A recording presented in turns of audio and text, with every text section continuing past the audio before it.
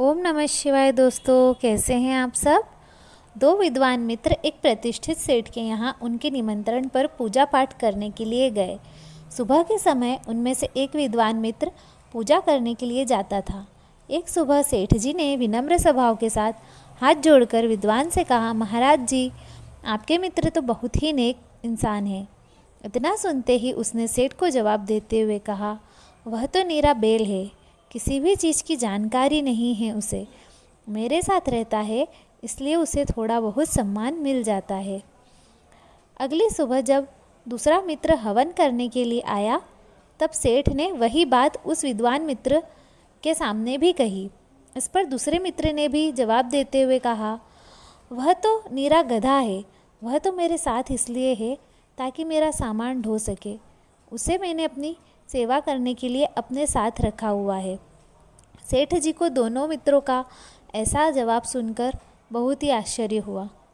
एक शाम जब दोनों की पूजा समाप्त हो गई और वे एक साथ खाना खाने के लिए सेठ जी के यहाँ आए, तब सेठ ने दोनों की थाली में हरी घास रख दी और उनसे कहा, महाराज, इस भोजन को स्वीकार करें।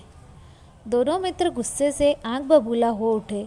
इसके बाद सेठ जी ने उनके सामने हाथ जोड़ते हुए कहा, महाराज, आप दोनों मित्रों ने ही एक दूसरे को गधा और बेल बताया है और मुझे लगता है कि आप हरी घास गधे और बेल के लिए प्रिय भोजन होना चाहिए। दोनों मित्र इस बात के लिए बहुत शर्मिंदा थे और उन्हें बहुत पछतावा हो रहा था। दोस्तों, यदि हर व्यक्ति अपने अंदर अवगुण देखना और दूसरों में गुण देखना शुरू कर दे तो वह इस प्रकार के व्यवहार से बच सकता है।